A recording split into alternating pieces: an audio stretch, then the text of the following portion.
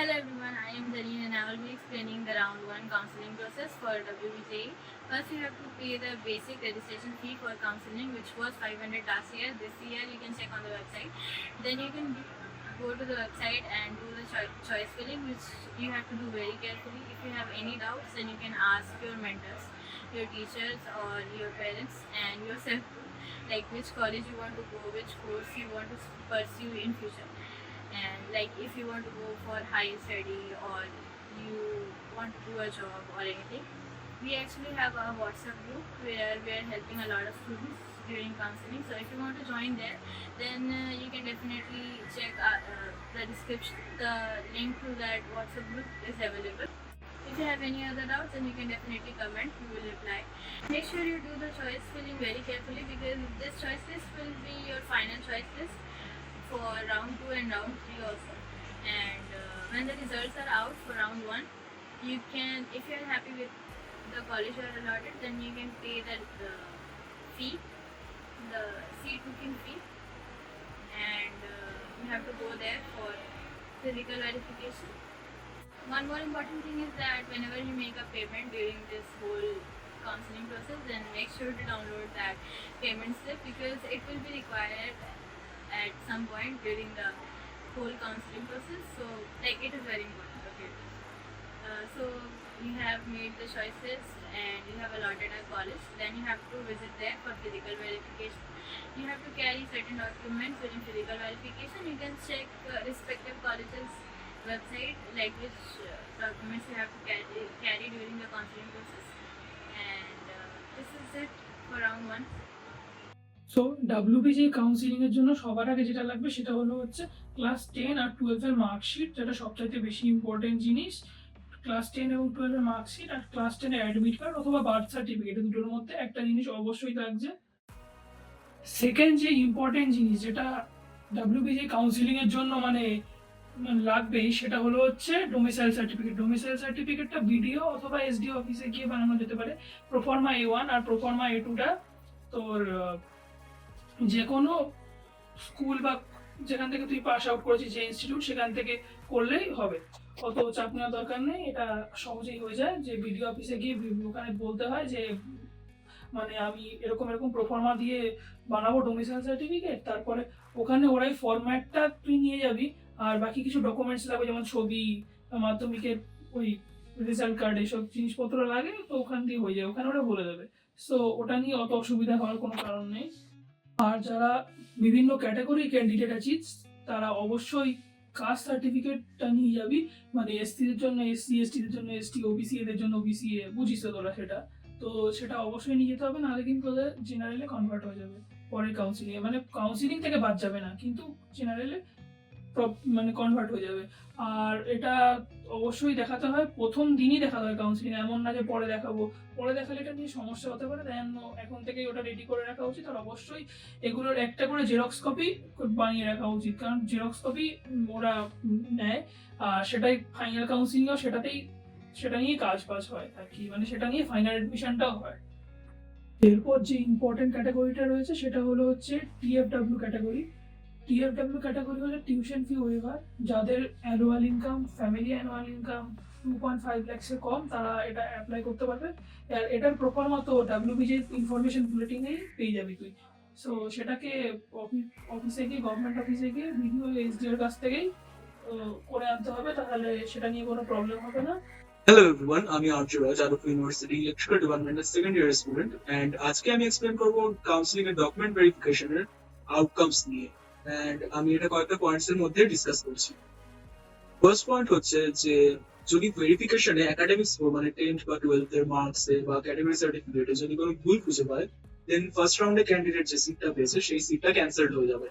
কিন্তু ক্যান্ডিডেটের automatically second রাউন্ডের জন্য কনসিডার করা হবে, তাদের সেই যা ভুল পাবে সেগুলো রিভাইজ করিয়ে।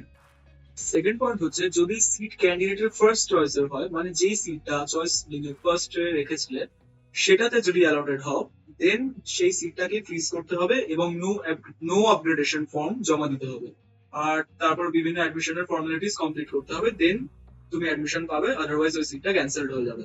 থার্ড পয়েন্টটা হচ্ছে যদি সিট সেকেন্ড চয়েস বা তার পরের চয়েসের হয়, ক্যান্ডিডেট দুটো অপশন পাবে, নো আপগ্রেডেশন নিয়ে অ্যাডমিশন করা অথবা ইয়েস আপগ্রেডেশন চুজ করে নেক্সট রাউন্ডে বেটার সিটের জন্য ট্রাই করা।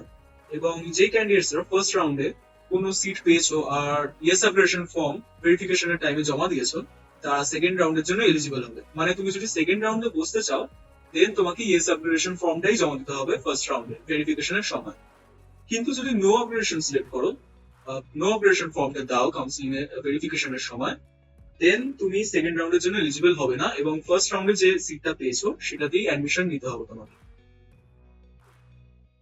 পয়েন্ট হচ্ছে ভেরিফিকেশনের সময় ক্যান্ডিডেটকে ইয়েস আপগ্রেডেশন ফর্ম অথবা নো আপগ্রেডেশন ফর্ম জমা দেওয়াটা ম্যান্ডেটরি। তুমি যদি ইয়েস অথবা নো আপগ্রেডেশনের মধ্যে কোনোটাই জমা না দাও দেন ধরে নেওয়া হবে যে তুমি অ্যাডমিশনে ইন্টারেস্টেড নও এবং বাকি কাউন্সিলিং প্রসেসের জন্য তুমি এলিজিবল হবে না। সো কেয়ারফুলি সব ডকুমেন্টস নিয়ে যাবে ভেরিফিকেশনের সময়। এবং এই কয়েকটা পয়েন্টস বলেই আমি আমার ডিসকাশনটি এন্ড করছি। And now let's move on to the next topic. Hello, finally আমাদের 2025 এর ডব্লিউবিজেই অ্যাডমিশন ডাব্লিউবি দিয়ে তার রেজাল্ট বেরিয়েছে আর যাদবপুরের অ্যাডমিশনও স্টার্ট হয়ে গেছে। এখন যাদবপুরের অ্যাডমিশনের যে আপগ্রেডেশন যে রুলটা, এটা নিয়ে অনেক ধরনের কনফিউশন হয়, অনেক ধরনের কমপ্লিকেশন আছে। তো সেটাকে একটু বাংলায় সহজ বাংলা একটু বলার চেষ্টা করছি। আপগ্রেডেশনটা নিয়ে হচ্ছে যদি রাউন্ড আমাদের মোট দুটো রাউন্ড হয়, দুটো রাউন্ডের মধ্যে ফার্স্ট রাউন্ড আর সেকেন্ড রাউন্ড। ফার্স্ট রাউন্ডে যারা তাদের মন মতন যে ব্রাঞ্চ চায় সেটা যদি পেয়ে যায় আর সেটা যদি নিয়ে নেয় তো দ্যাটস ফাইন। বাট যদি পছন্দ মতন ব্রাঞ্চ না পায়, যদি আপগ্রেড করে তো রাউন্ড টুতে আপগ্রেড করতে হয় ফার্স্ট রাউন্ড থেকে সেকেন্ড রাউন্ড। আপগ্রেডেশনে 3 ধরনের স্টুডেন্টস থাকতে পারে। এক নম্বর হচ্ছে যাদের কোনো ধরনের রাউন্ড ওয়ানে কোনো ধরনের কোনো অ্যালটমেন্ট হয়নি। 2 নম্বর হচ্ছে যদি অ্যালোটেড হয়েও থাকে তো তাদের পছন্দ মতো ব্রাঞ্চ হয়নি, ওই জন্য তারা আপগ্রেড করেছে। আর 3 নম্বর হচ্ছে যদি মানে হয়তো রাউন্ড ওয়ানে কোনো প্রবলেম হয়েছিল, তো তাদের অ্যালটমেন্ট ক্যান্সেল হয়ে গেছিলো বা কিছু হয়েছিল, তো তারা আপগ্রেড করে রাউন্ড টুতে বসতে পারে। এই আপগ্রেডেশনের সময় যখন রাউন্ড 1 থেকে রাউন্ড 2 তে আপগ্রেড হচ্ছে, যে রাউন্ড যদি কেউ ফার্স্ট রাউন্ডে কোনো চয়েস ফিলিং করে যদি কোনো ব্রাঞ্চ অ্যালোটেড হয়, সেই অ্যালোটেড ব্রাঞ্চ কিন্তু পরে থাকবে না, মানে রাউন্ড 2 তে ওটা থাকবে না, ওটা চলে যাবে। তো সেইরকম ভেবেই করতে হয়। তো এরকম কোনো ব্যাপার নেই যে নো আপগ্রেডেশন বলে কিছু হয়, এরকম কিছু হয় না। তো একবার আপগ্রেড হয়ে যাওয়া মানে ওই সিটটা ছেড়ে দেওয়া। একবার আপগ্রেড যদি হয়ও তারপরে এরকম হতে পারে অনেক সময় যে আপগ্রেড হয়েও সেম ব্রাঞ্চ থেকে যেতে পারে বা তার খারাপ ব্রাঞ্চ আসতে পারে, কোনো মানে সিওরিটি দেওয়া যায় না। বাট এরকম সাধারণত হয় না, কোনোদিন এরকম হয় না যে মানে আপগ্রেডেশনে ভালো ব্রাঞ্চই পাওয়া জেনারেলি। আর আপগ্রেডেশনের পরে আপগ্রেডেশনে 3 ধরনের জিনিস হতে পারে। যে আপগ্রেডেশন যখন রাউন্ড হয়ে যখন যে অ্যালোটেড রেজাল্ট বেরায়, তো রেজাল্ট বেরানোর সময় যে ফিক্সড ডেটে সেটা রেজাল্ট বেরাবে, আর রেজাল্ট বেরানোর পর যেটা আসবে সেটা থেকে 3 ধরনের জিনিস পাওয়া যেতে পারে। এক হচ্ছে রাউন্ড 1 যেটা ছিল সেটাই থাকলো। 2 নম্বর হতে পারে যে রাউন্ড 2 তে যেটা এসছে সেটাই আপগ্রেড হয়ে রাউন্ড 2 তে একটা জিনিস এসছে।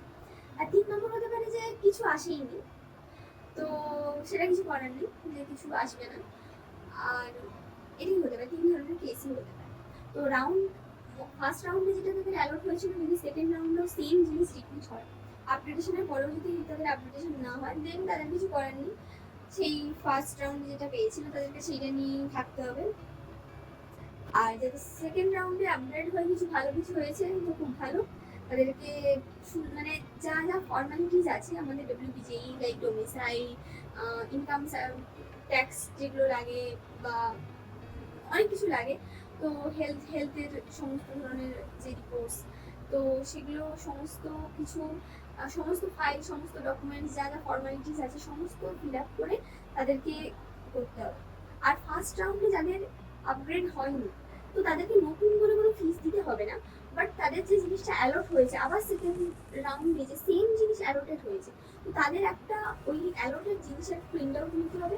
তারপরে যে যে ফর্মালিটিসগুলো আছে সেগুলো কলেজে গিয়ে করতে হবে, ফর্মালিটিসগুলো কমপ্লিট করতে হবে। না যদি ফর্মালিটিস কমপ্লিট করে দেন পরে প্রবলেম হয়ে যাবে, বিকজ কলেজ এটা দেখে যে যদি ফর্মালিটিস না কমপ্লিট হয় তখন এটা বুঝে যায় যে ইউ আর নট ইন্টারেস্টেড, তো যে কোনোই হোক না কেন, যদি রাউন্ড ওয়ানে যেটা এসছে সেটা যদি থেকে যায় বা রাউন্ড টুতে যদি নতুন ফ্রেশ অ্যালোটেড হয়, তাহলে